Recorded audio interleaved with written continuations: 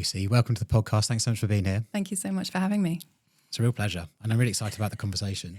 Me too.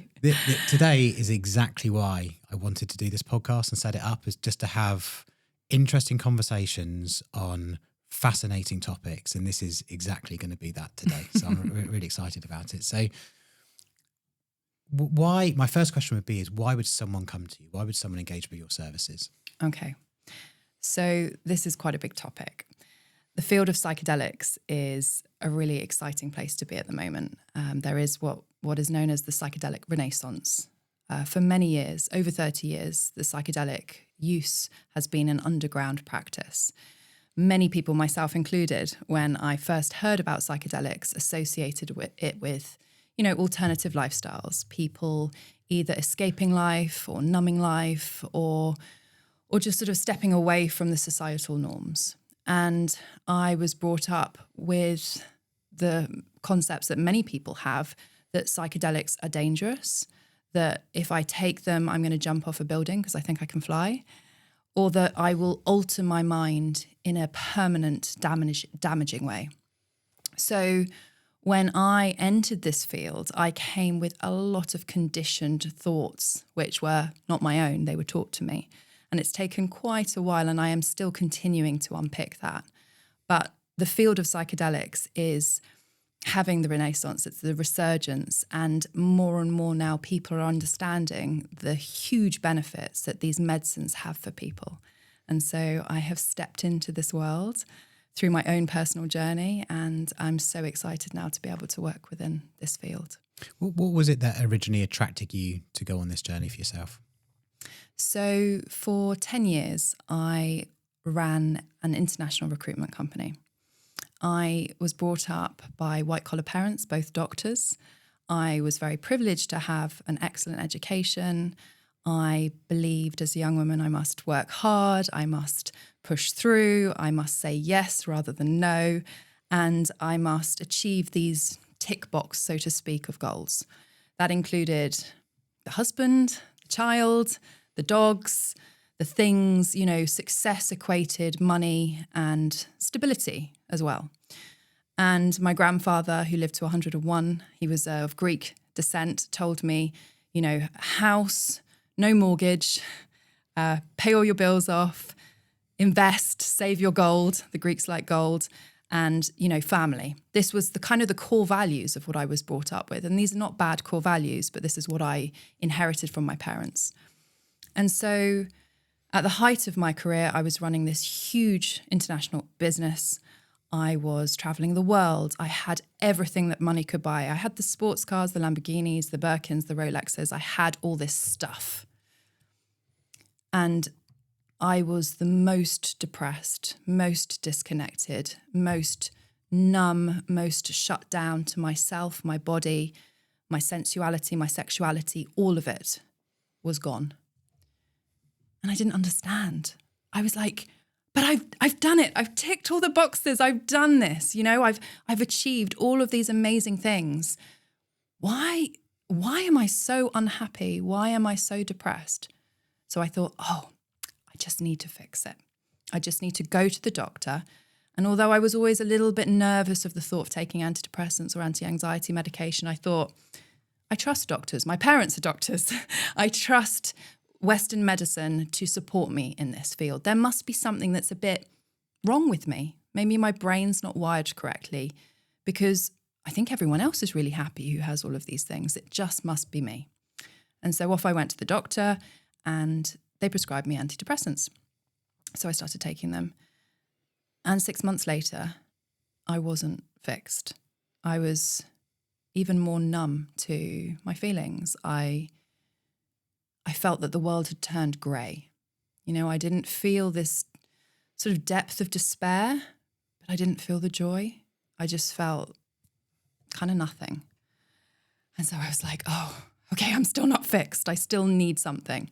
So I started doing research, and I had read and heard on the grapevine that in the United States, they were doing very successful trials using LSD and treating veterans, treating people who had severe PTSD. And so I thought, okay, if they've got severe PTSD, I've just got kind of like depression. You know, I minimized my feelings because I looked at all these amazing things around me. I looked at the beautiful things that I had, the support system, my family, the people that loved me. And, you know, I don't live in a war zone. I haven't been to war. I haven't seen people die. So I minimized my feelings. I pushed them away.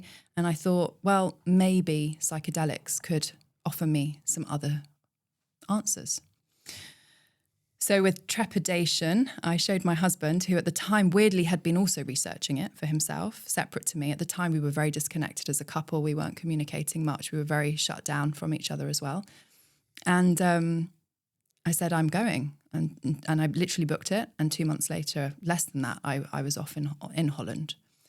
And so I turned up at this centre for therapy, but using psychedelics.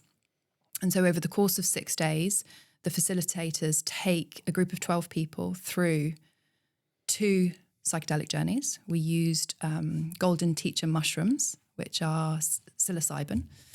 And amongst the 2 journeys, you have integration sessions, which is in a form of bringing to light what you've experienced and then kind of working through it, because they're not always obvious what you've seen or what you felt. So it's a form of therapy or counselling, but it's not necessarily led by a traditional counsellor or therapist. And at the end of those 6 days, I threw the antidepressants away and my life was forever changed. Wow, what a journey. Yeah. Let's go. So when you went through your journeys, your experiences, those first times, what did you experience? Okay, so 2 very different journeys. My first journey, I was absolutely, can I swear? Please. Shit scared. I was like, oh my God, I am doing everything I've been told I must not do by society. You know, I have everything in my life in place and I'm literally now blowing my life up by doing this. I was terrified. I was absolutely terrified of being out of control, of going to this place in my mind that I couldn't get out of. I had all these visions of bugs and, you know, all the horror stories in my mind were there. So I took the medicine on the first day, and an hour and a half later, I felt nothing. And I was in the space of 12 people, and other people are now starting to journey. We're all lying on individual mattresses. We have eye masks on. The music is playing in the space. And I take my eye mask off, I look around, and, you know, I can tell people are in their journey because people are laughing, they're crying, you know, people are moving their hands in their air. There's something happening in the space. You can feel it energetically, even if you don't understand what's happening. I felt nothing. So I was like, okay, I maybe need a bit more. So I called over one of the facilitators. I asked for a boost, which is just to top up the mushroom, the medicine. An hour later, nothing. So at this point, I was getting really irritated because I had, you know, I'd taken this medicine with such trepidation of like, oh my God, it's going to be like the end. It's going to be such this huge revelation. And I literally sat there feeling nothing. And so I then got really fucked off with it. I was like, I've come all this way to Holland. I've spent all this money. Am I going to be the one person that's immune to psilocybin? And I thought, fuck it. I thought, I've come all this way. It's not going to work. I'm going to go to the toilet and I'm going to come back. So I went to the loo. The facilitators help you. They guide you to the toilet. They bring you back. I lay back down and I thought, I'm going to have some nuts now. So I sat and she brought me a little bowl of nuts and I started eating them. And 2 mattresses down is a young man who's lying on his side, eye mask on, and he's kind of holding himself in his arms. And he's just really relaxed and calm. And you can see he's just gently stroking himself. And I'm just like, I accept where I am. I accept that I'm going to be in this space for the next 6 hours and I'm just going to watch people. And I fully accepted it. And as I watched him, a third arm grew out of his body and started stroking him. And this hand that was stroking him was this like long clawed, like almost demon hand. And I remember looking at it and thinking, I'm pretty sure he doesn't have 3 arms. And then I was like, okay. And then I was like, what am I looking at? What is this hand that's kind of eerily stroking him? And I thought, oh, and I just had this thought, this is his inner like demon. This is his inner like something that's there with him. And I thought, that's not for me. This isn't my journey. That's his journey over there. But I'm pretty sure I'm high now. So I'm going to put my eye mask on and I'm going to lie down and I'm going to see what happens. So I lay down and then I was gone into the start of my journey. And looking back, I mean, I have journeyed a lot with this idea of control and what that means to let go of or to be in. But later on, the mushroom brought up another moment for me to look at the idea of control. And of course, when I choose to be in control or choose to let go of control, that's still control. And our subconscious is so strong. And it's only when we start to work with medicines like this that we can go beneath that we can go into this core programming of our brain and really start to unpick these patterns that are so ingrained in us. And I have been a very controlling person in my life because it keeps me safe. Not because I want to micromanage or tell people what to do, but because it comes from a place of fear. And it's only when you step into the unknown, that catalyst for change that the psychedelic offered me, that I was able to start to look at it. And later the mushroom showed me something with bugs as well, which is also a little bit scary, but also very confronting and helpful to journey through. I was telling you earlier that a week or so ago, a gentleman came that he had an experience of ayahuasca. Well, it was actually had lots of experience with ayahuasca, but he said the biggest experience he had at the beginning was the fact that it was him and his ego fighting to try and let go of control. And he said, obviously now he's done it a number of times, it's different. But he said that first experience, it was him and his ego fighting. He was trying to let go. His ego was bringing him back. But it feels like, because it's interesting that at the same point in the conversation, you've brought up control. And you also then said about, and then I was gone. So what happened in that moment? How did you let go of control? Did you, like, what kind of, when you say I was gone, where did you go? So two sort of parts to that question of like, what is it to truly surrender to an experience? There is a construct, this is not my original ideas. A man called David Dada wrote about the masculine and feminine states. And there is the concept that the masculine energy, we all have them within us, right? Regardless of gender. Masculine is to be active and to do, and often based in the intellect. And feminine is to surrender and to receive. So if I'm driving my car, I'm in my masculine. If I'm someone's giving me a massage, I'm in my feminine. And that's the same for man, woman, or whatever you identify as.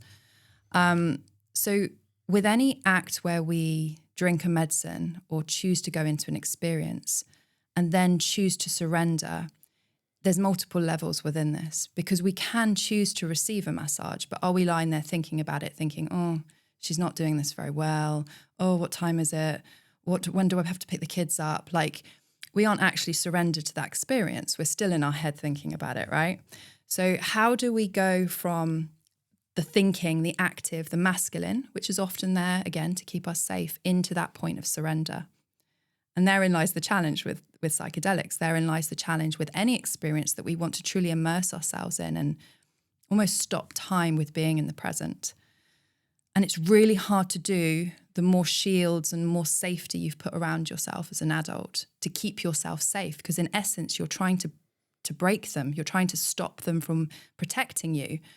So I think at the moment that I truly lent into the surrender, it was the acceptance that I was not going to go anywhere. So I had to accept that. And I had to accept that on a full, truthful level. Yes, comes the disappointment and the sadness with that, but it was true acceptance. It was only at that moment that the mushroom allowed me to go into the journey, because the mushroom was waiting for me to surrender. And I've worked with clients who have incredibly strong subconscious patterns of both own trauma, but also generational trauma and also country trauma. I once worked with a Russian client who, and I've met quite a few Russian clients in my journeys when I'm facilitating, and their kind of strength to not surrender is really quite something. And we've had interesting conversations, because I'm not Russian, obviously, with what does this look like from a whole country's perspective, and their kind of belief structure that to struggle is strong, you know, and that weakness or surrender is weak, you know? So there's this, it's fascinating, all the different layers that come into this ability to surrender. When I did surrender, by accepting that I wasn't going to go anywhere, where the mushroom took me, and I'm a very visual person in my journeys. So when you have your blindfold on, one of my clients once described it as a bit like virtual reality.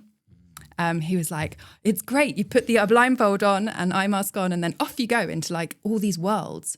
So one of my moments was I saw my life in fast forward from around the age of 7 or 8 up until my present moment lying on that mattress. And I was stood kind of floating above me to the side. And it was like someone was pressing fast forward. And I just watched it all. But many memories of things that I'd forgotten. And so, for example, I was there when I was 18 years old, and my boyfriend at the time, who I loved so much, broke up with me in the pub. And I remember I saw myself sat there while he was breaking up with me. I saw me, like, my heart breaking, and I saw me crying, and I saw my father picking me up and like hugging me and saying, "Oh, Lucy, you'll be okay." And me going, "Oh, but Daddy, it's the end of my world. I love him so much. I wish I could be with him." And I saw it all, and it made so much sense to me now. Why that had happened, why it was so important that that young boy broke up with me, so that I could then be the catalyst for the next thing that happened in my life. And I was so grateful that he broke up with me. I was like, thank you so much for being strong enough for both of us at that point to say, you know, I want to be an 18-year-old single boy at university. And, you know, yes, you should. And yes, I should too, as a young woman. But at the time, it felt like my world had ended. But seeing it in fast forward, I was like, oh, thank gosh, you know, I'm so grateful that he did that. So what the mushroom starts to do is it allows you, it's a bit like EMDR therapy, actually. I don't know if you know much about that, but it allows you to kind of, at least at that moment, it allowed me to see my entire life up until that moment that I lay down on that mattress. And it allowed me to understand why. And understanding why for me is very important, because it allows me to forgive myself and to have more kindness and compassion for myself. So that is a real... You're able to look at that moment in your life and really look at it as a level of healing and also gratitude. That's pretty incredible. Yeah. And I think, you know, I've been in and out of therapy for years. I think therapy is something that should be done by everyone. I mean, I think it should be celebrated. I think people should have a gym subscription and a therapy subscription. You know, I'm waiting for someone to invent a gym where you can go for a gym session and then have therapy afterwards, or maybe come and see me for a psychedelic journey. You know, like the mind and the body is so linked. Why do we treat them as separate things? I still don't really understand why. I understand why from a medical perspective and specialism, but you know, everything is blended. So yeah, the ability for people to heal themselves. That's what the psychedelics do and can do, rather than take that magic pill that's been prescribed by the doctor to heal them. Psychedelics are not a magic pill. You know, the psychedelics facilitate new understandings and healing patterns within the neural pathways. And then it's the work that follows, the integration and the understanding of self, and then the community and the growth that comes afterwards, which is just, if not more, important than the psychedelics. And that's something I really impress on people, you know. A lot of people think, oh, I've got to the end of, you know, this, I'm so exhausted, I'm so desperate for a solution. Psychedelics, you know, now I have people saying, it's going to solve all my problems. It's not. It's going to possibly give you new pathways and new compassion and connection with love, and it can take you to space and back, and you can see past lives, and you can, you know, all of these things, these mystical experiences that people talk about. But the healing comes afterwards when you start to really integrate that work and work with traditional therapists or EMDR or, you know, anything in the spectrum that's available to us, because we're so lucky there is so much. Yeah. It's so interesting. I've never heard anyone talk about it in the way that you have. Certainly in regards to what happens after and that whole healing journey that you go on, which I find is incredibly fascinating. Just finishing off where you went on that first experience you had. So you you were able, you said it was in fast forward, and you came out of that experience with an understanding of some heartbreak that you had when you were a young lady. What else happened on that journey? So I journeyed for around 7 hours on my first journey. Yeah. So this was, I'd say, like maybe, and time becomes quite distorted when you're using this kind of medicine. So I think that fast forward moment lasted for about 10 minutes, maybe, give or take. So I still had a lot of things going on outside of those 7 hours. So I'm not going to be able to tell you all my experiences that I have done in those 7 hours. Maybe pick a highlight. Oh my gosh, there were so many. I can tell you about the bug moment. The bug moment was quite an interesting one. So why we journey with an eye mask on with psilocybin as a medicine is because when your eyes are closed, your brain pathways with this medicine are still active. So you and I, with our eyes open now, our brain is receiving all of the information in this room, right? We're seeing curtains, microphone, glass. We're seeing everything that we can see, and our brain is constantly functioning. Now, if I shut my eyes, that immediately stops. And what you can see on brain scans is the brain kind of going up and down. And then when the eyes shut, it stops, or it drops down, right? Because the eye is now no longer processing the information. When you take psilocybin and you close your eyes, it doesn't stop because it's going inwards. It's going into your own mind. So that's why we use the eye mask, to bring you internally into your journey. So most people who take mushrooms or psychedelics in a recreational sense tend to do it outwards. So they'll do it for a shared experience because they want to enjoy it with their friends, or they're at a festival or whatever it is. The second you put the eye mask on, you go inwards. So that's what they're encouraging, and what I encourage my clients to do in a facilitated session. But during the 7 hours, you inevitably need a bathroom break. You might want a snack. You might want to get some water. And then you take your eye mask off. Like my client said with the virtual reality, you pop it off, and then you can see your surroundings. So at one point in my journey, I stopped to have some water. I was like, I need a break. I'm going to have some water. Took my eye mask off and I sat up. And I was just looking at this wall in front of me. It was just like a concrete wall because I was in the corner. I felt quite safe in the corner. And I looked at this black spot on the wall and it started to move. I was like, what is that? And the thing is with the concept of losing control is I never felt out of control in my journey, right? And therein lies the kind of head fuck, as it were. Yeah. I actually never felt out of control, but I was completely out of control in a sense because I'd taken something that I didn't know what was going to happen. And I think I mentioned earlier, one of my fears was, those horror scenes where you see like bugs climbing over everyone and like going in their mouths and stuff. The night before I'd been like, what would be the worst thing? What would be the worst thing to happen? And I was like, bugs.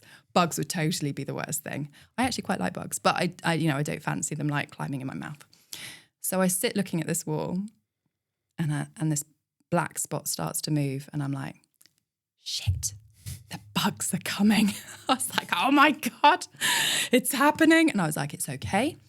I know this isn't real. I know this is my mind showing me something now, but I'm going to lean into it. I'm safe. I'm in this room.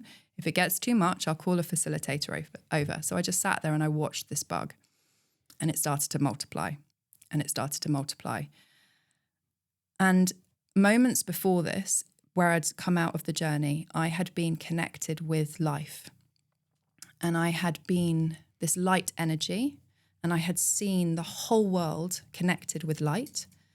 And I had seen all the people that I had ever come into contact with connected with me, some with very strong light tendrils, like my husband and my parents and my son, and others like past boyfriends and girlfriends, like soft little tendrils that were kind of a smidgen of light, but, still there.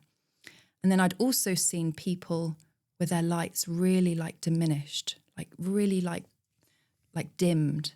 And then others shining so brightly. And I saw the whole planet like this. And I was like, whoa, this is how we as human beings connect with others and how we disconnect and how we shut ourselves into our own tiny little worlds and block out, things that feel uncomfortable because we're so scared and shield.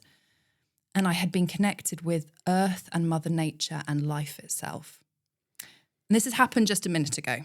So So I'm sitting here looking at these bugs and I'm like, well, there's nothing to be scared of. Like I am the bug. The bugs are me. We're all connected with life energy, with Mother Nature. And so I was like, cool. Okay, let's bring on the bugs. So the bugs multiplied and multiplied and multiplied. And then they were everywhere. And then they were on me and they were climbing up my face. And I was watching them climb on my hands. And I felt completely at peace. And I was laughing to myself, thinking, why was I so scared of this? And what the mushroom, through integration and through me looking at this in depth afterwards, was showing me, I believe, is that firstly, our fears are often much greater than they seem. You know, when you see the monster, often it's a much smaller thing than you imagined. But also, it taught me about control again. It taught me that I was simultaneously in control and out of control of everything at the same time. I can't control my feelings. I'm going to feel what I feel. I can't control the world around me. I can try to control my 9-year-old, but at the best of times, he proves me that I can't control him. I am just simultaneously in control and out of control at the same time. And that the bugs that appeared weren't going to hurt me. They were part of me because I had connected with Mother Nature before. And so the bugs, the moment I had this moment of realization that they all vanished, and I was like, oh, cool. All right, well, I'm time to go back into my journey now. Although that was still my journey. And I put my eye mask on and lay down and off I went again. So when the bugs were on you, could you feel them, see them? How did that manifest? Yeah, like you could just... Yeah, I could see them crawling on me and I could feel them crawling on me. But I also knew in my intellectual mind that it wasn't real. Yeah. But the fear wasn't there. Got you. You know, because I had accepted the gift of them coming to me rather than fearing this idea of the bugs. You know, most people listening or watching this will be like, oh, that sounds like hell. But actually, for me to confront my fear was the way to teach me that my fear wasn't real. And then I look deeper and see the conditioned control, and I look at my childhood wound and I see where it comes from and the need for safety, et cetera, et cetera. But that's all stuff I've done in therapy since then. It's incredible because it's like it's almost like the brain is showing you a metaphor for you to interpret in post, in post therapy, sort of in post the experience.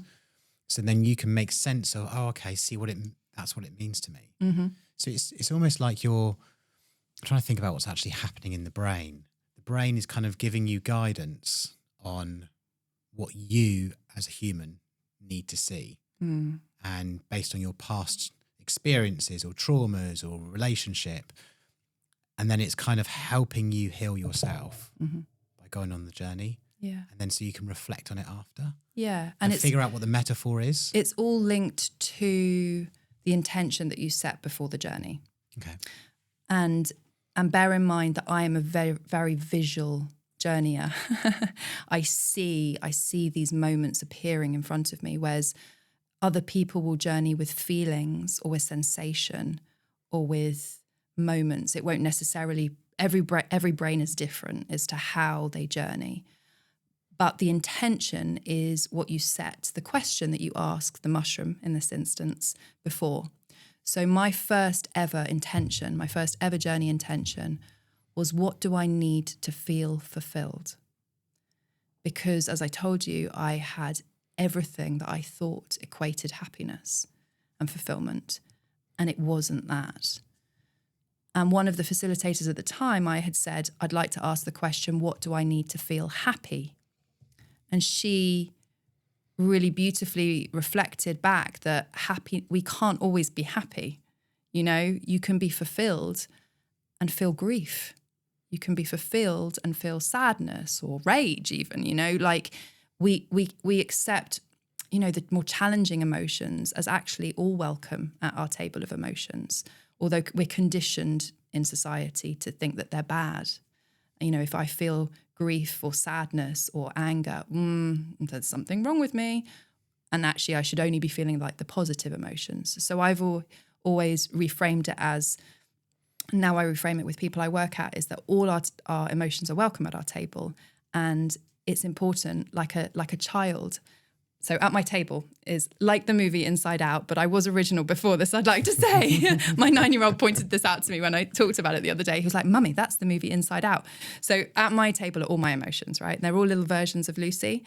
And let's say anxiety, she's very present at my table. I've known her for a long time. And if she starts to cry or scream, what would you do if that was a child in front of you? Well, you wouldn't ignore it. You wouldn't tell it to shut up. You wouldn't tell it was wrong. You would hold your hand out, hopefully. You would pull the child close to you. You'd sit it on your lap, maybe, if that's appropriate. And you'd say, hey, I'm here. You're safe. Like, share, like, let it out. You know, let me hold you. But I didn't do that with anxiety when I used to feel it. I used to tell her to shut up. I used to, like, try and hide from her. So what does a child do when it's ignored? It gets louder. So I started to learn a different way of like sort of reframing my emotions, and like people talk about sitting with a feeling or leaning into something. And that's how I try to, it's a work in progress, always, it will be a lifetime journey of like reframing it. But back to the intention you set acts as an anchor point for your journey.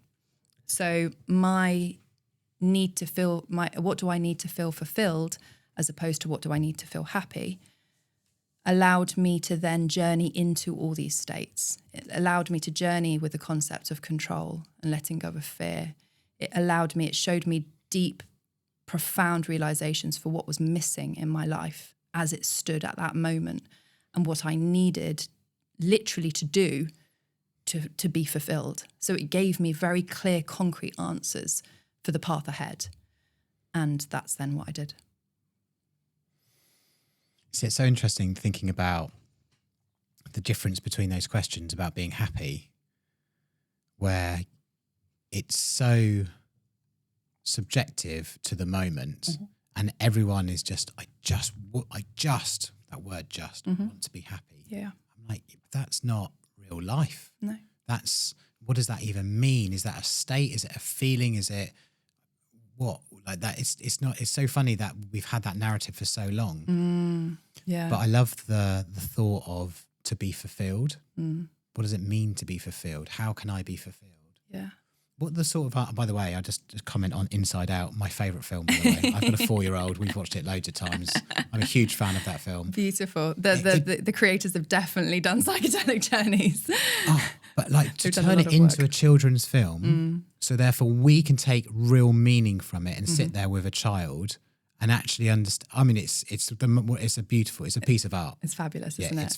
It's brilliant because we can see the meaning behind everything. It's brilliant. It's one of the best. Like I always get excited when Logan says, "Let's watch this." I'm like, "Yeah, yes, let's do it. please. Let's do it." Yeah. But you know what you were saying about the happiness factor? Society sells this to us, right? So Instagram, if you buy this dress, you're going to be happy. Yeah. If you buy this, you're going to be happy. And if you don't buy it, you're going to be sad. And if you don't have it, you haven't succeeded. So we live, sadly, in a society, at least in this Western world, which frames happiness as things and success and money and achievements. And we don't live in a society that values mental balance or well-being. In fact, I see this kind of resurgence of people being like quite uncomfortable about talking about mental health or people saying, oh, people use it as an excuse now. And I'm like, gosh, we need a society that people can talk more openly about their feelings, particularly for men, because it's such an area where I see huge shutdown and disconnect and depression and sadness, that imbalance, right? Depression, sadness, anxiety is natural. We are meant to feel these things, but we're also meant to be balanced at least a little bit and have that polarity in our lives between these states. When it becomes really, and I'm not, again, saying that clinical depression shouldn't be treated with traditional medicine. There definitely is a place for Western medicine. But I think that there's this huge scope to explore our minds and our own consciousness in new ways. So interesting because, I went through quite a challenging time about 5 years ago. And I was in quite severe, kind of went into depression for about 3 years. And I've probably been, I couldn't say out of depression, but working out of it for the last couple of years. And I'd say last year was my big transformational year. And I'd say the thing that helped me on my journey was seeing behind the curtain of commercialism, of that, buy that car makes you happy, buy the house makes you happy, buy this watch makes you happy, go and buy this alcohol, drink that whiskey makes you happy, and all these things. And it was like, it's only when I I did a course which was all about meditation, being present, and I was just like this racing thoughts. And it's only when, and this took a while with journaling and other books I'd read, was actually seeing behind the curtain of, well, what is that? Because, like, why do I need these things to be happy? What is even if happiness? And what I learned through that whole journey is happiness isn't even a thing. When I journal and I write down, how do I feel today? The state that I'm actually trying to achieve is calm, clear, and content. That's it. Calm, clear, and content. Happiness that isn't even, I don't want to be joyfully, happily all the time. Like happy, like that's not how, but just be calm, be clear, be content with everything that's in this moment. That is like a present place to be. And I feel like I needed to go on that over those years. It's quite a complex thing, everything I went through, but the outcome of that has been profoundly impactful for me. To have learn and really deeply go through depression and then go, actually, I just want to be calm and clear. Yeah. That's a wonderful place to be. Yeah. And there's also a lot of power in recognizing, as you did with your own journey, that you can have, and it's quite an interesting state to be in, you can have both ends of the spectrum simultaneously. So on quite a recent MDMA journey that I was on myself, I journeyed with joy and grief at the same time. And I felt intense pleasure and love and joy for myself, for the people I was with, and for life itself. And I was crying tears, and I was shedding so much grief of all the paths I might not take, and all the paths I haven't took in the past, and all the sadness that I carry on a daily basis because it's part of me and my life. So I was confronted with this, like, wow, I can be in both states at the same time. And then when we're back into a sort of more, non-altered state, I can remember those two feelings happening at the same time. And so, when I, like for you, if you feel like calm, it's okay to feel sad as well, Whereas my old version of Lucy, before I started doing this work, would have super judged the sadness. Like, stop feeling sad, Lucy. You're not allowed to feel sad. You've got everything. Focus on the calmness. And I was never kind and compassionate to myself the way I am for my son or for my now little Lucy's at my emotional table. And my journey was similar to yours, which was, got to the point of having everything, if you will, like that, quote unquote, and then feeling guilty for feeling bad about it, sad about it, feeling depressed about it. I've got the wife, and I've got the house and the children, and we've got some money. We're like, where's this coming from? And now I'm in guilt. But it's interesting because I feel like it's something to do with your soul and a real intention, where it's like a course correction. That's where I feel like depression is. And it takes you away from where you are. It makes you deeply reflective, and you can go in lots of different ways. And if you try and do the work and work through it, and it's painful work, you've got to just approach it. The outcome will be probably a life that's far more true to you. Yeah. And this is where I feel like you beautifully fit in as part of that journey. Yeah. I always frame it as I'm spending my life unlearning. I'm unpicking the knot that was created for me with love by my parents. I had a lovely upbringing, a safe upbringing. I'm very grateful for that. But I am now choosing to unlearn everything they have taught me, everything that society has taught me. And every step I take towards unlearning, I feel just a little bit more connected to my authentic self. But it's really hard to do. Yeah, I love that. It's really scary. That whole thing about being connected to your authentic self, there's something on your website which I really loved reading this. Some of the work that you're doing is deep transformational, and it's rooted in ritual, wisdom of the body. And this is the bit I love. It's not a fix, it's a remembering. What do you mean by remembering? I think that's really interesting. Yeah.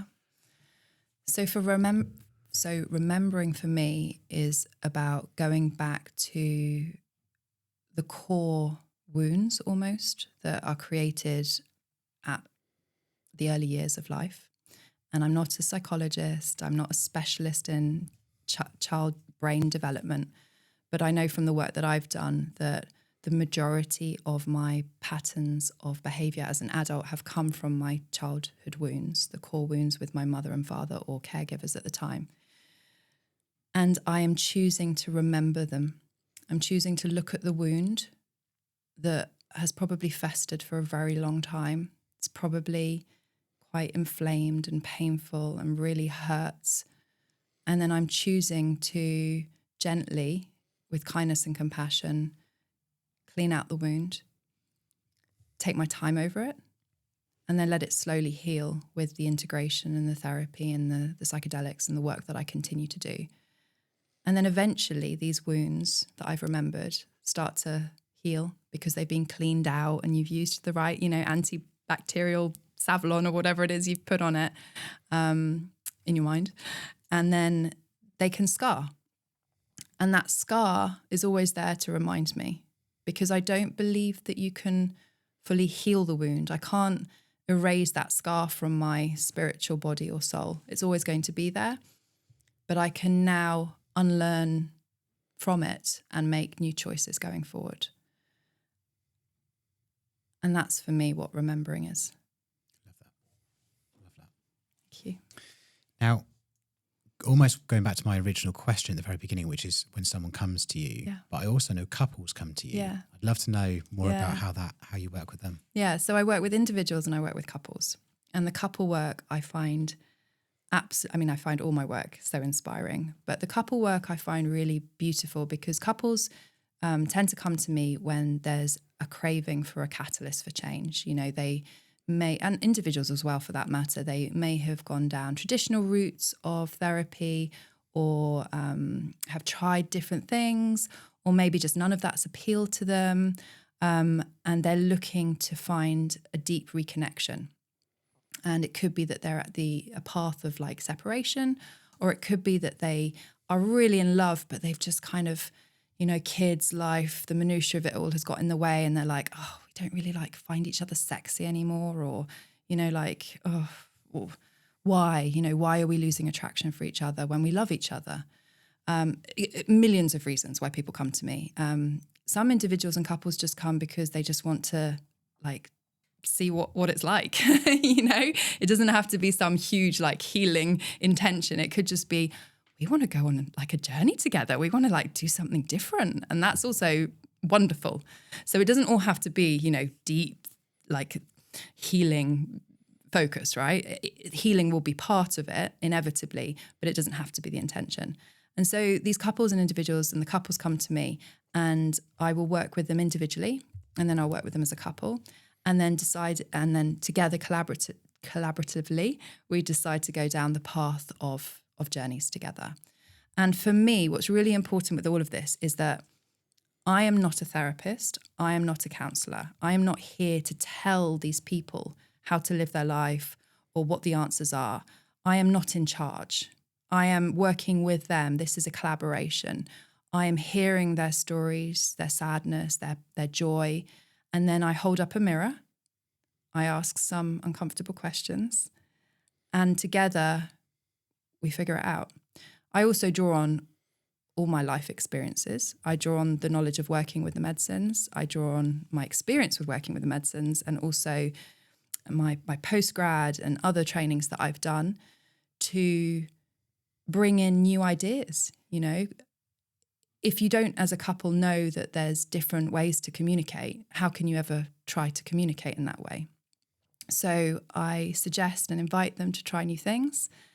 And that can lead through journeys, and that can also lead through embodied sessions together where we aren't using any medicines and we're learning new ways of touch for each other, for example. A safe space, a safe container built directly around what the couple needs to create this transformation for them. Wow. Just really, I can see two types of people coming one is let's have an experience, which would be incredible. Yeah. Also, the couple that's coming to you at a breaking point, thinking we need to reconnect, we want something again. Yeah. And I can definitely see the benefit of having something, because you're doing something that's totally new. It's just a new journey together. Yeah. So one of my individual clients, he was a scientist, and he came to me just as kind of a bit of a science experiment. He just wanted to see what's in my mind, is in his mind, and he just wanted to see what it was like. So he didn't have a deep healing intention, but his journey did take him through some really profound realizations about his past and his childhood and his relationship with his parents.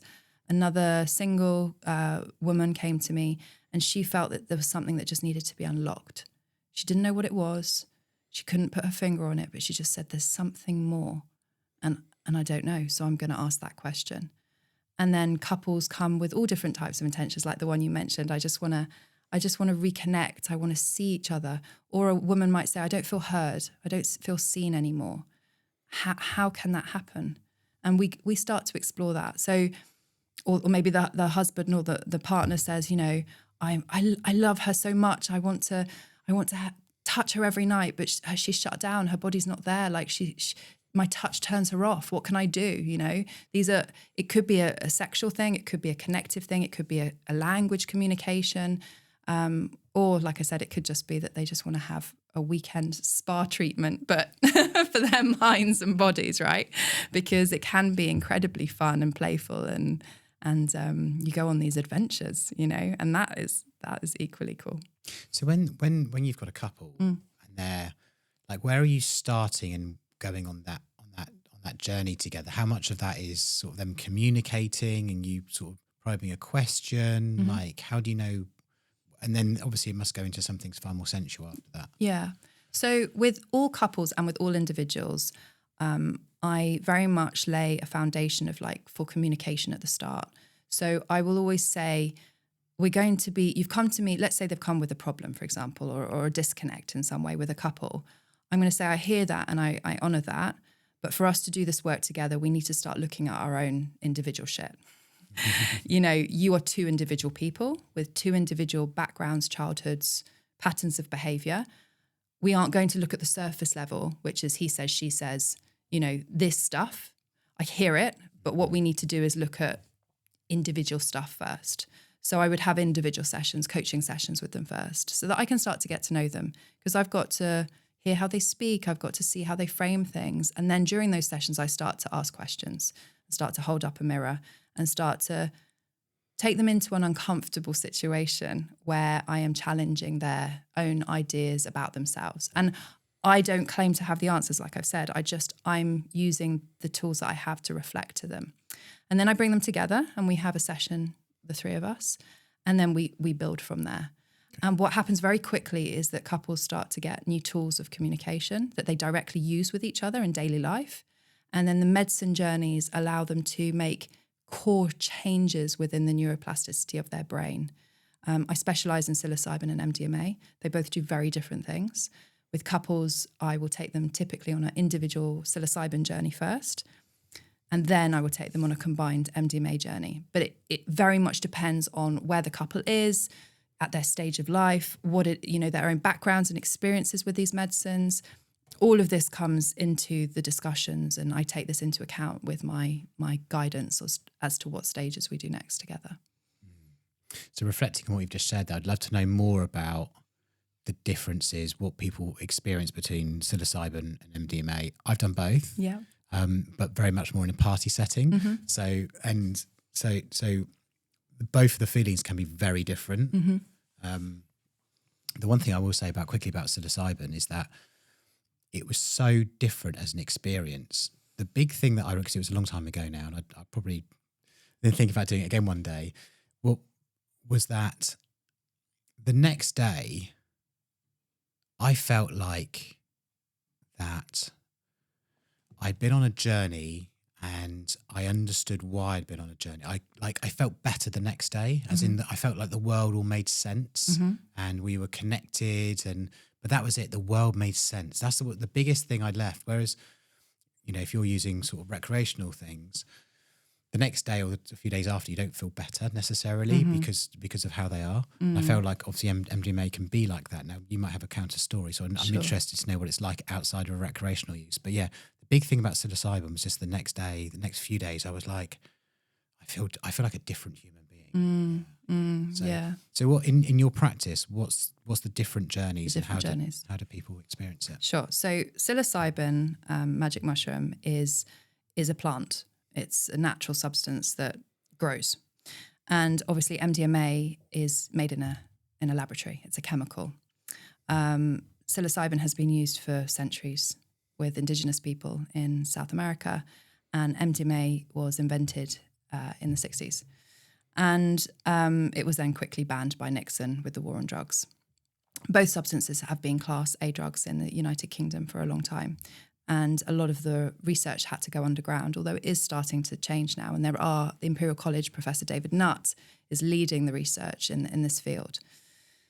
So I'm not going to talk science because I'm not a scientist. But in terms of the differences, at least what I see when I facilitate and from my own personal experiences as well, psilocybin allows you to go into your own mind. It allows a softening of the shield or the ego that we create around ourselves, right? We all create this kind of construct of self. We kind of filter the world through this lens, as it were. And what psilocybin does is it very softly and gently breaks this lens away. So we can start to really connect with the truth of ourselves. And we can start to look at the past, the present, even the future, and start to heal ourselves through feeling these mystical experiences and states within us. So it's really hard to describe what it does for someone who hasn't experienced it. But the difference between a therapeutic and a recreational is in a therapeutic setting or a guided setting like I do, there is no such thing as a bad trip.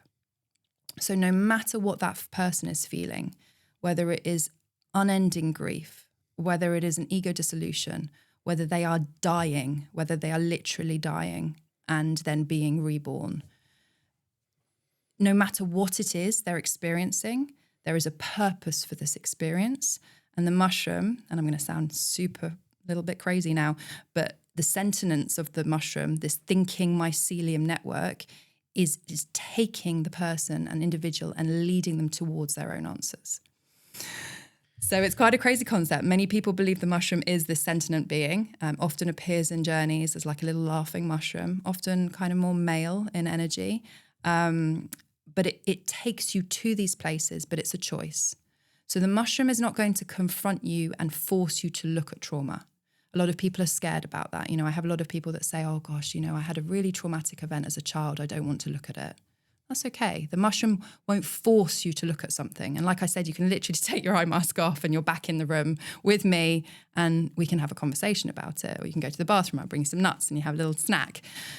But if you are feeling safe, which is what I create in the container and in a therapy setting, an individual can then lean into that feeling and relive or embody or experience it in a way that gives them healing answers.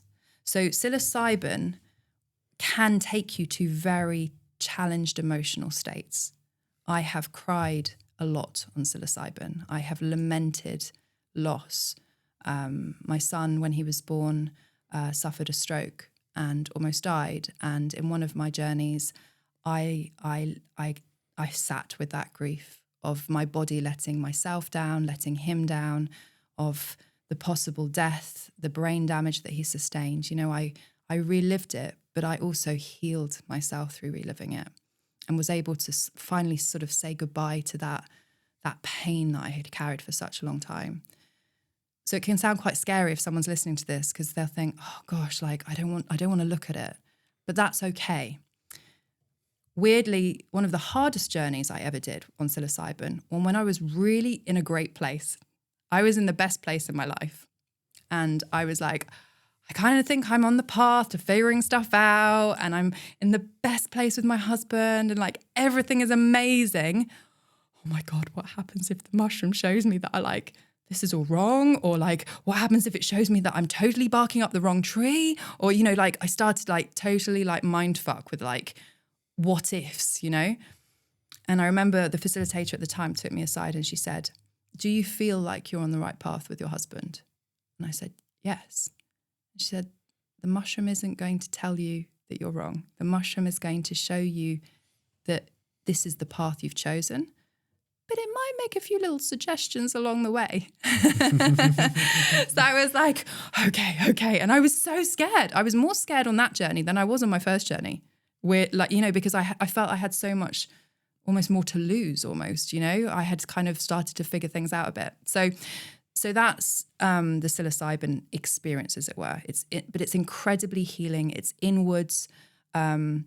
I invite all the people that journey with me to stay with their eyes closed or eye mask on for as much as possible, even in the hard moments.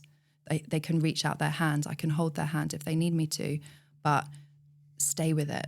If you see some stairs, walk up them or down them. If you see a door, walk through it. If you see a monster coming towards you, let it eat you. It's that with the mushroom. It's big, but it's also life changing. Let's stay with psilocybin for a second before we go on, because I've got to find. You've got some questions. I'm so interested in it. I'm just so fascinatingly interested in it. Yeah. So let's stay with that. So it feels like it's such a deeply profound personal journey to go on, to get to know yourself, to get to know your soul, to get to know the essence of your being. Like, I can only, I understand how challenging that people have had, a lot of trauma in the past, but to get to know yourself, to get to know who you really are, I feel like there can be no better experience from what you shared. Yeah. And it's that ultimate trust that you give yourself to step into a guided psilocybin journey. And I really do make a really big distinction between a guided journey versus like a recreational experience. Because firstly, I'm controlling the dosing.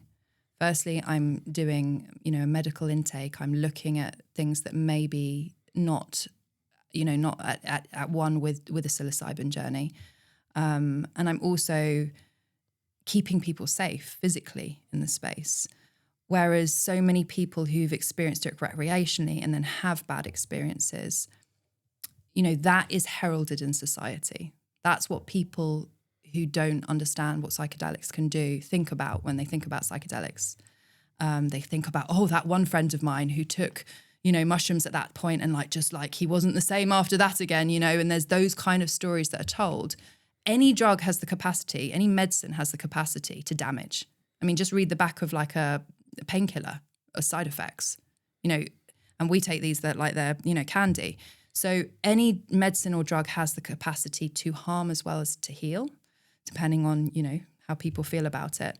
And psilocybin is no different. So, yes, just because it's grown in the garden doesn't mean that we shouldn't treat it with the respect it deserves and the space to contain the experience within. I'm just smiling just because I just makes you kind of made me want to do it. Just because I feel like there can be nothing greater than really truly getting to know yourself and going on that journey together. And I agree with you, by the way. Everyone should go to therapy. Like, I feel like that should be a thing. Like, I go to the gym and I train, all those things. But and I was with a group of people the other day and they're all chatting like, "Oh, do you think we need therapy?" I was like, "Yeah." And everyone laughed. I was like, everyone needs therapy. Everyone should go to therapy. Because I feel like everyone has things, issues, problems inside them, which, is better shared. It's better out. And I think it's better for humanity for us to do that. And I feel like there's no better way than getting to know yourself and your soul and your purpose. Now, obviously, I played around when I was younger, as a recreational thing. Sure. Like, that wasn't this. This is what this is. This is deep work to truly understand yourself. And I'm also not devaluing the use of medicines in recreational use. So this may be slightly controversial.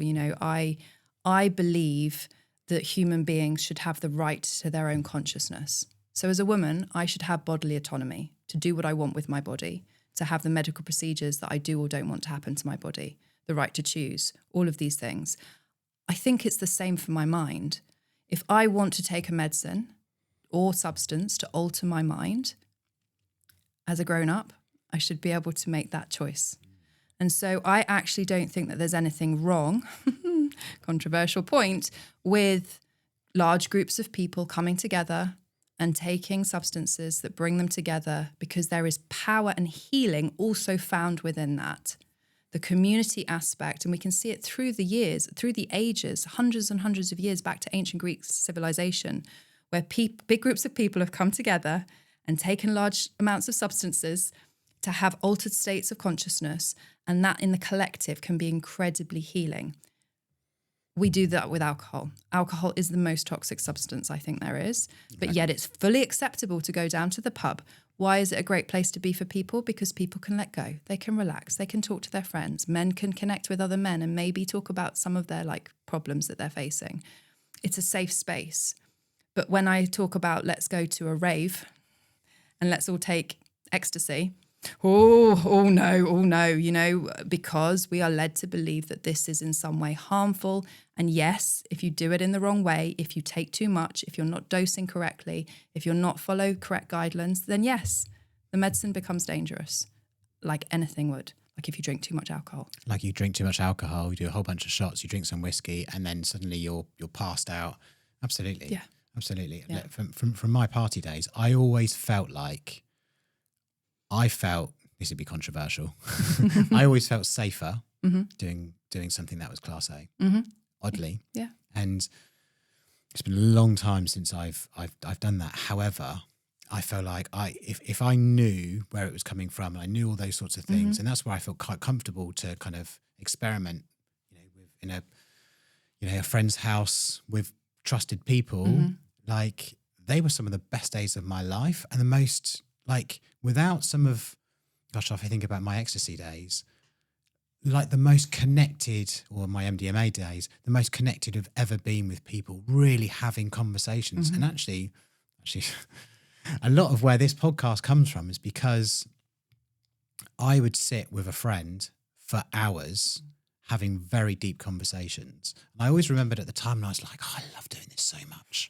This is like the best thing in the world, to sit here with another human being, have deep, deep conversations.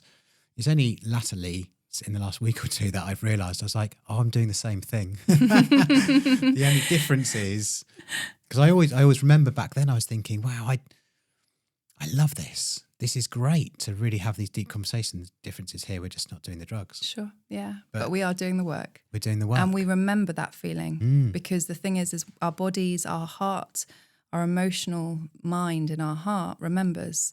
So those moments you had over that table talking to your friends, using those medicines or substances or drugs, whatever people want to call them, that's embodied in you. That stays with you forever, which is why I have a real challenged perspective on, obviously in this country, in the UK, they're Class A drugs.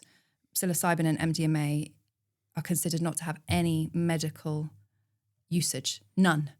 And they are the same as crack cocaine and heroin and, really, really toxic substances for the body. And there is talk about either decriminalisation or medicalisation of these drugs. I actually have quite a strong feeling that they should not be only used by doctors. There is so much healing and community and beauty that comes from the collective. And the term recreational is not necessarily a helpful term. I prefer to think of it as like a connected experience, with friends. And again, I come back to the fact that I should have the right to choose to alter my consciousness as and when and how I choose. And I will accept what comes from that. And why should any government tell me what I can think or feel? Yeah. I couldn't agree with you more. I feel like people should be allowed to experience life to its fullest and have those connected experiences. That's like, a lot of us will understand, when you go to a rave on the dance floor, listen to music, that is a ceremony, and you're sharing that. And how many times have I got shivers thinking about it? Have I been on the dance floor with a friend or two, piece of music is played, and you're looking at each other like, this is the best moment in life. I've got shivers. And you're hearing music, which you all buy into, you'll enjoy. And it's a spiritual experience. Like you are having a spiritual experience because it is so much, that's the higher self. I spent a decade or kind of going to those sort of parties. And there's a reason why I love it so much, which is just the level of how connected you are. That moment of being with other people and all that stuff. It's like, for me, it was transformational in my life in terms of not just that connective moment, confidence, being able to go and do things in business and all that stuff, just because you become someone. You can become someone with a story, with an experience and all those things. So, you know, thinking back all those years ago, there's only benefits that came from that. Yeah. You know, real growth as a character. Yeah, absolutely. And, you know, I took my 75-year-old, she was at the time, mother to Holland to do a mushroom retreat shortly after I'd done my first retreat. And she came out curious and willing to step into the unknown with me. And she had these 2 incredible journeys on psilocybin. And then 6 months ago, I took her through a guided MDMA journey. And, you know, my mum is 76 years old. She's a retired eye surgeon. She's done a lot of healing and exploring of her own life. She had bowel cancer when she was in her 50s and she took early retirement. And the honour I had from holding space for her first ever MDMA journey, and the gift she gave me to allow me to hold the space, to facilitate and to safely take her through that experience. And she shared things with me that were so open-hearted and so beautiful and so profound. And afterwards she said to me, I've been trying to explain it to friends, but I can't really explain it. And I said, that's the mystical. That's the spiritual. You've experienced something that unless someone else has experienced, you can't really put it into words. And she said, I want the world to do this. And I was like, I know, Mum. That's why I'm so passionate about this field. That's why, you know, my life path has taken me here, and I would like to help whoever I can in experiencing this, because it is such a gift that people can give themselves to feel that connection with themselves on that authentic level. I'm going to ask you a question here, which I feel like I know the answer to this before I answer it to you. Your business career, the money, the success, the fame, the fortune, that what we all that's Maslow's hierarchy, right? Self-actualization. I'm here. I've achieved the thing. Mm-hmm. That feeling, what you thought you were going to get versus the becoming of who you are through these experiences. What's the difference in between those? Because this one's the one that society tells us, and this is the one that you have experienced now. And those are totally different humans. Yeah. So the traditional career, the success, the money, all of that felt extremely lonely. I felt like I was in a black hole on my own of nothingness. Whereas the experiences I've had with the psychedelics and the healing and the stepping into this kind of really like probably controversial but also unknown space in many regards, I'm going to speak of the challenge side, has been very painful. It hasn't been easy to walk the second path. It's been really fucking hard. In fact, I'd say it's been a lot more painful than when I was alone. But the difference is that I am connected to love and myself. And I know that sounds really cheesy, but I know love and I have endless love. And because I can connect with that now and I can allow that to flow into other people and find it within myself when I really need it, the pain that I experience of the unlearning and opening the boxes and doing the work is worth every second. It's really transformational. Yeah. And it's rooted in pain, rooted in getting to know yourself and confronting the pain that you've been through. Yeah. But we are programmed as human beings. I read the book, The Monk's Guide to Happiness, and it's a beautiful book. And in it, the writer talks about how humans are programmed to be happy almost. I know we've talked about happiness not being a real state or be programmed to be fulfilled, but we confuse ourselves with Instagram and society and pressures and all of these things that kind of blur us and disconnect us from our life purpose and what it is that feeds our soul. And money makes the world go round. If I didn't have money, I wouldn't have been able to go on the mushroom retreat. So I'm very much aware that it's a chicken and an egg situation in a lot of regards. But it's all about the balance. It's all about, for me, and what I believe for me is the answer now, in part, at this very minute I speak, is actually, what do I need to find the balance in myself, and what is the fulfillment, rather than what do I need more of? And then that comes back to experiencing the pain, but also I experience the joy all the time. And I'm not alone anymore because I'm with myself and with others that I love. Love that. Yeah. You mentioned purpose, fascinated by purpose and people's opinion on it. When you had the career, you know what I mean by that part in your life where you had the career in the business, do you feel you were living with purpose at that stage? Again, and I'm just interested in the transition or the comparison to kind of where you are now, because now there's no question you're on a journey which is very soulful. It's clear, it's with purpose, because you're giving other people support, guidance with purpose. You're helping them heal, helping them improve their lives, although traumatic journeys. Where does purpose sit with those two? Because I feel like you're two different characters: the person who you were before, and the person who you are now. It's really interesting. It's a good question. My purpose back then was to achieve, succeed, provide.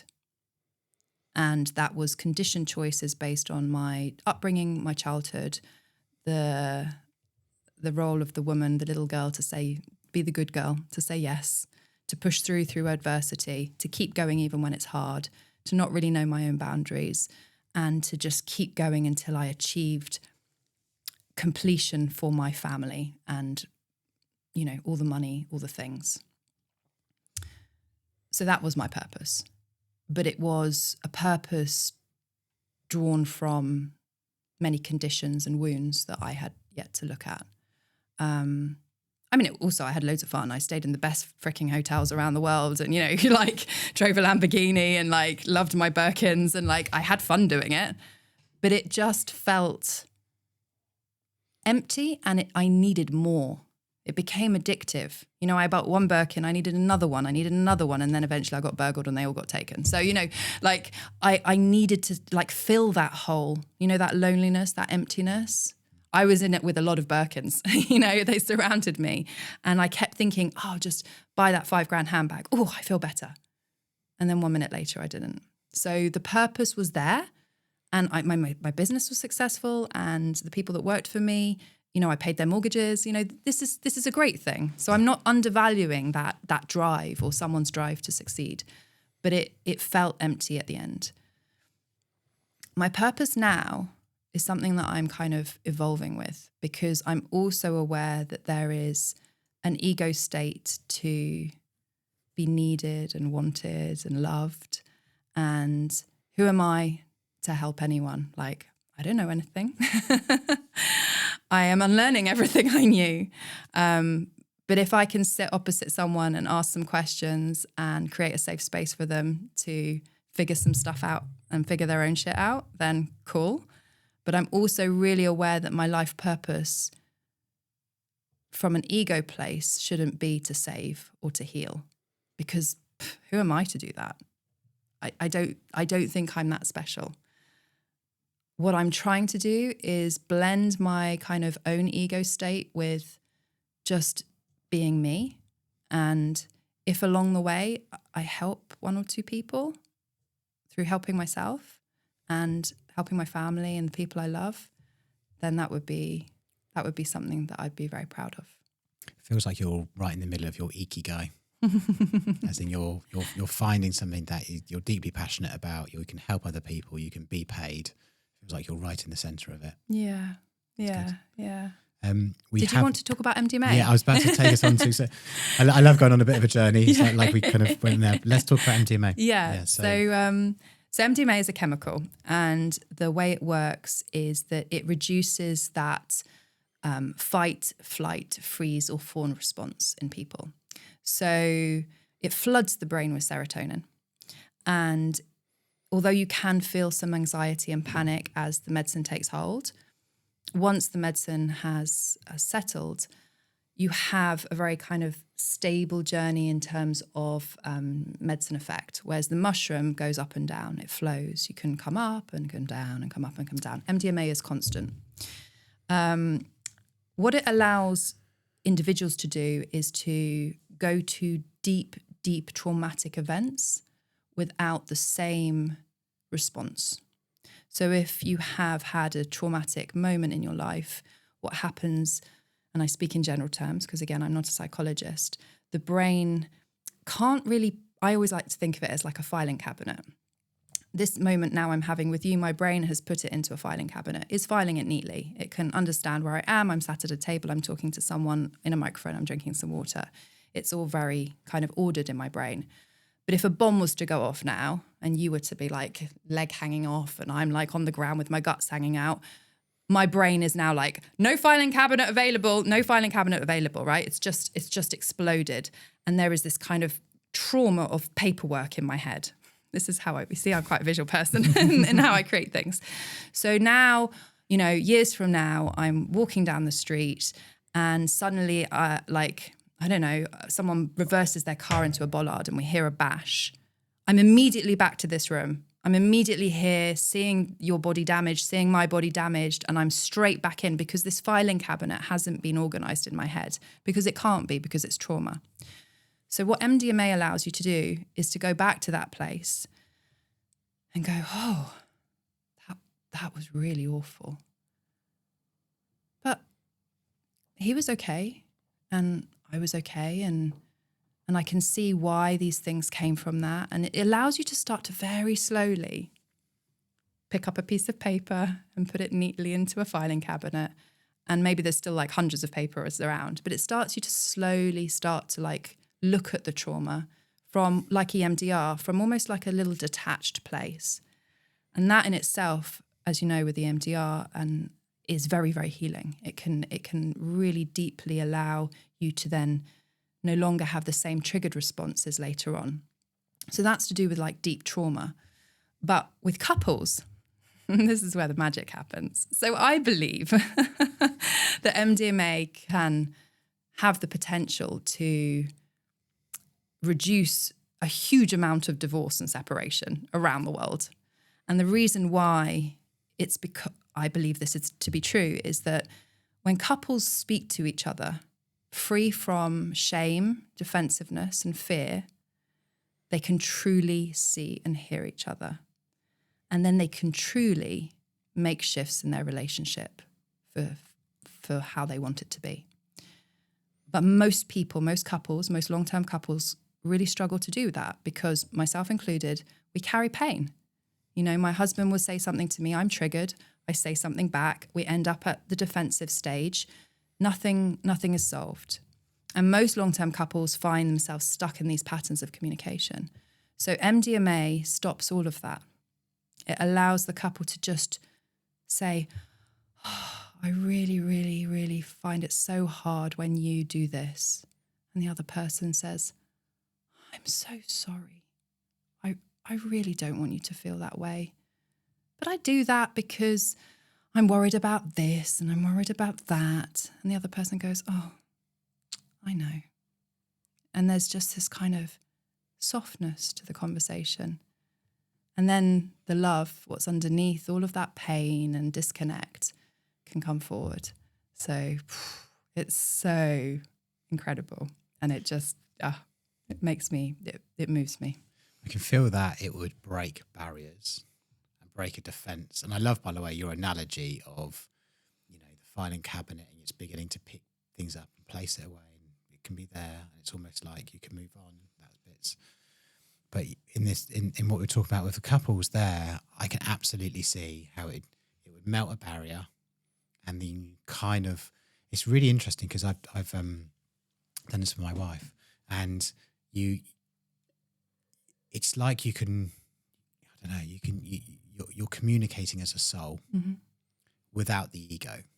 That's the only way of, and that's why I feel like, you know, when you're using it with a partner or even with a friend, whatever, you have a far deeper relationship with them. There's like some sort of connection your soul has together.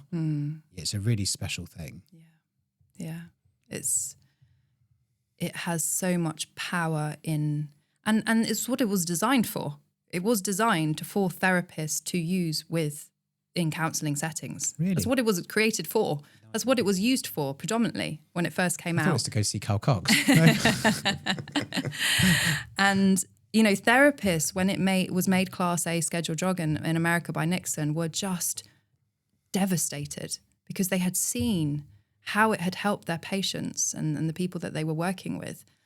So, it isn't just for couples, it's for individuals, it's for groups, it's for people that just want to speak from an open soul, open-hearted place, free from, like I said, shame and fear and pain.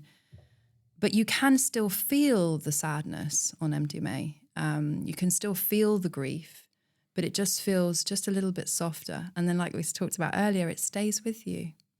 You remember that feeling, and you can start to bring that into your daily practice, because MDMA, like psilocybin, shouldn't be used regularly. As a medicine, ideally at least 3 months between sessions, because high use of MDMA because it's reducing its natural levels of serotonin in the body, can bring on things like panic attacks or more of a depressive state. So you mentioned earlier about that, kind of afterwards. Both psilocybin and MDMA, the majority of the time in a guided experience, will leave people feeling closer with themselves, connected to things. They will have had some kind of very helpful experience. On very small occasions, they can be left feeling the opposite. It's quite rare, but it can happen. But particularly with MDMA, you have what you'll know as the drop, the week after, where because you haven't got the serotonin in your body, you start to feel a little bit low, a little bit tired, a little bit depressed. But the difference between the guided sessions that I do is, again, it's about the dosage. So I'm dosing with a therapeutic dose as opposed to a recreational dose. And because of that, the drop is much softer. Yeah. And I also give a lot of vitamins, supplements suggested that the person can take in the week after that just helps rebalance the system. Whereas psilocybin, my first 2 journeys were done back to back, 1 day apart. So plant medicine and the chemical medicines are different in terms of how they work the body. And of course, we haven't even mentioned microdosing, which is of course anecdotal. But with plant medicine particularly, you shouldn't really microdose with MDMA.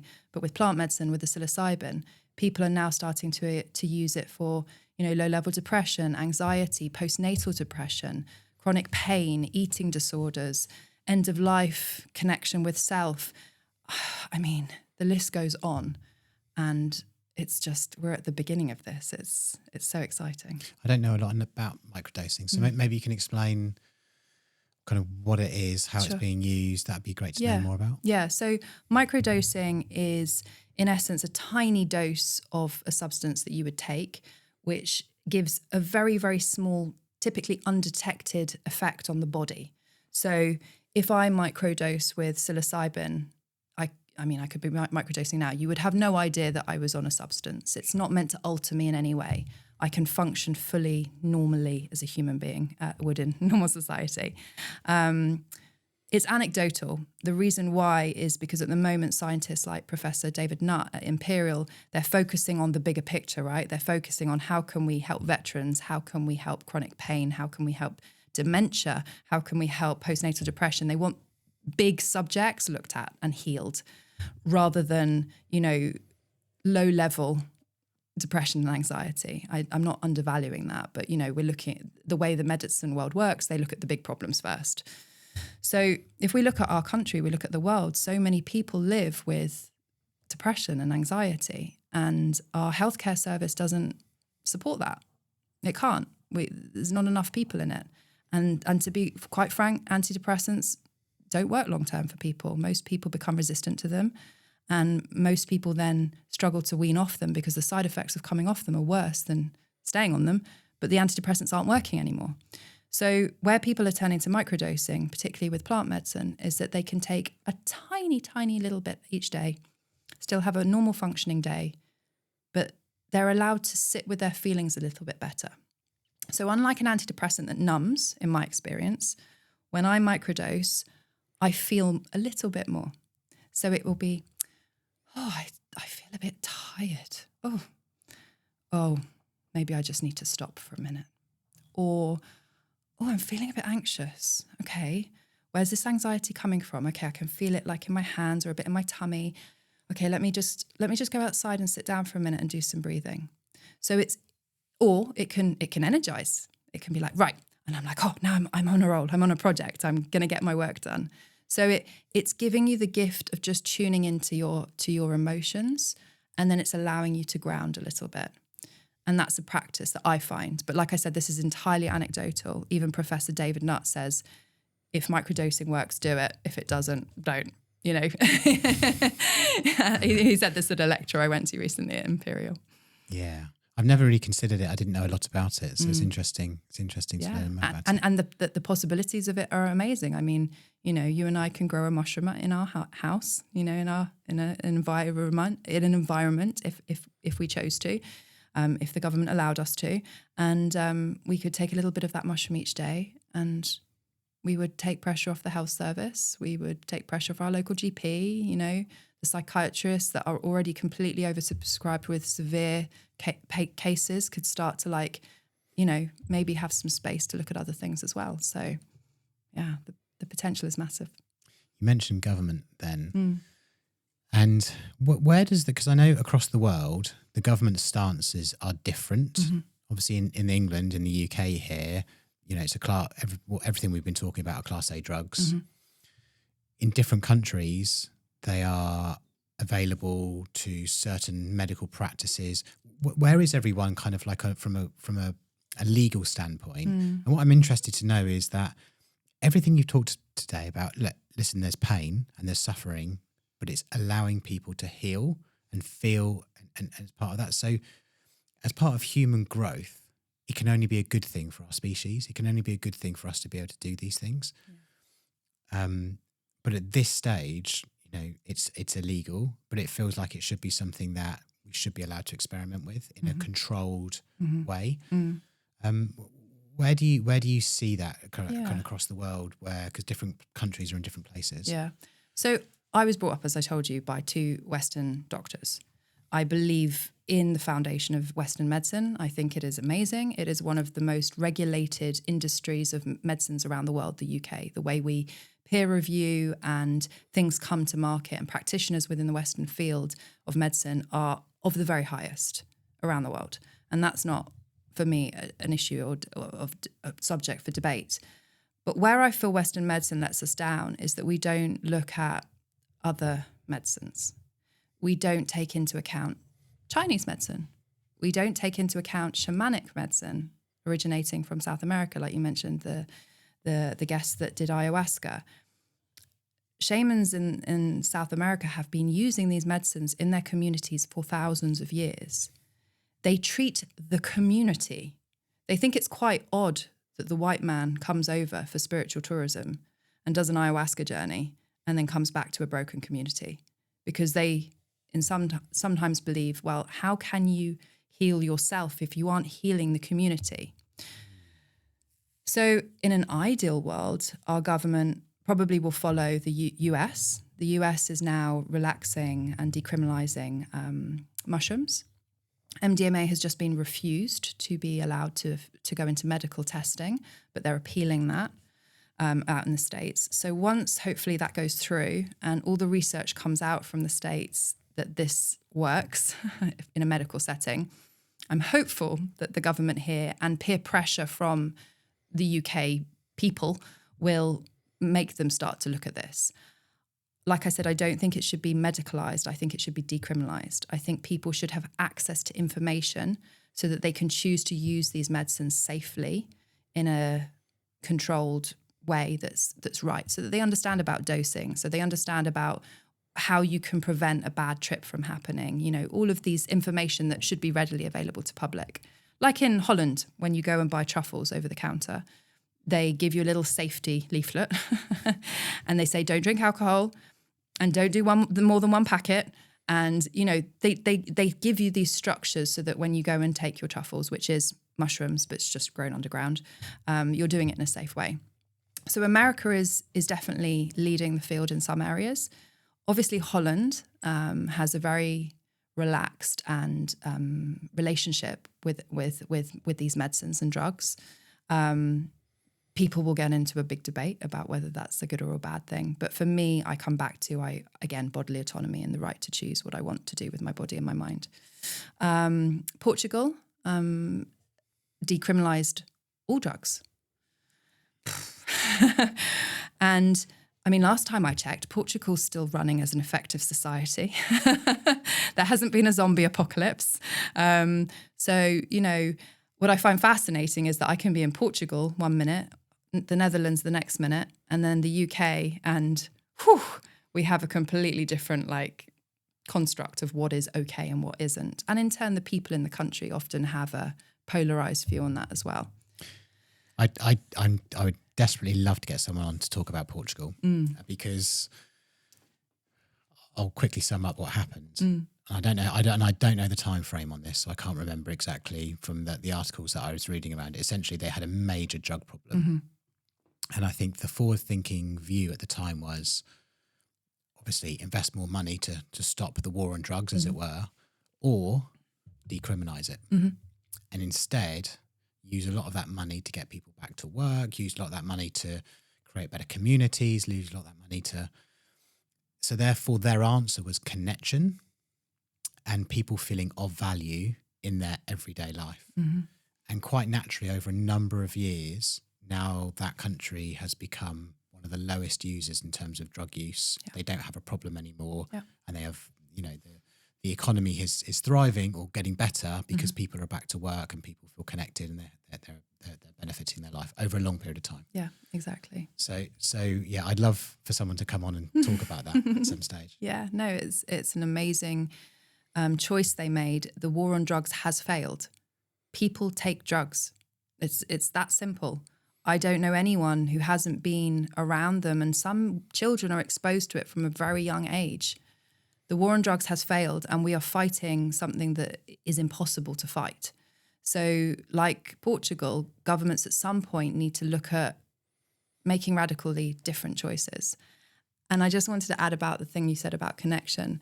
There's this really famous study, it's talked a lot about, I covered it in my degree, about rats. Rat Park. Do you know about the rats? Yeah, I love it. Yeah. It's a great story. Share it. Yeah. So the rats were put into isolation. They were put into these cages, these clinical, awful places, settings, white boxes, and they were given 2 types of water to drink. One was water and one was heroin water. And almost all the rats became addicted to the heroin, and they used it regularly.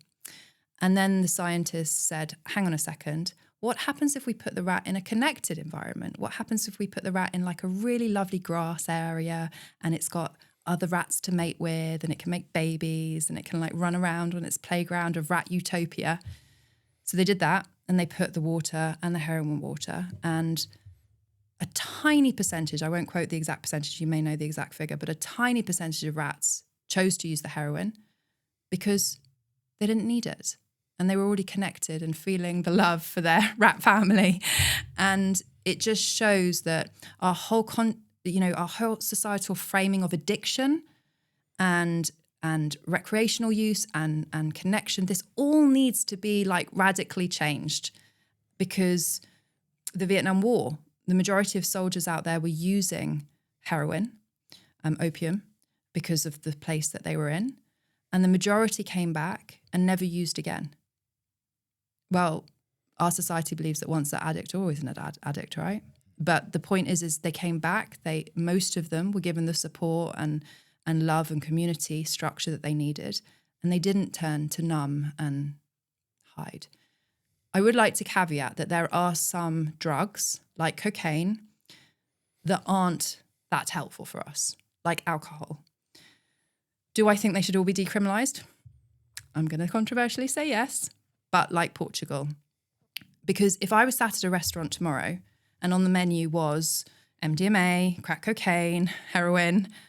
I'm not picking crack cocaine or heroin. I don't need to numb my life. I don't need to escape my life because I have community and I have a place of somewhere I can work through. Would people go and choose it? Maybe. But I think that society would recognise a way to support them in a different way if those options were available at the local restaurant. Maybe a bit too controversial. Quite an interesting restaurant. Yeah. I'll invite you next time I go. Here's a menu.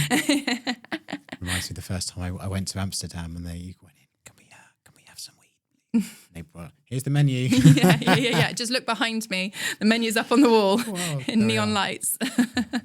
Lucy, I'd love talking to you today. I could talk to you for hours. So I'd love you to come back sometime. Yeah. If someone wants to know more about you and your practice, what's the best way of getting out in contact? So I'm on all the social platforms, but Instagram and TikTok. But my website, lucychallenger.com, is the best way to reach me.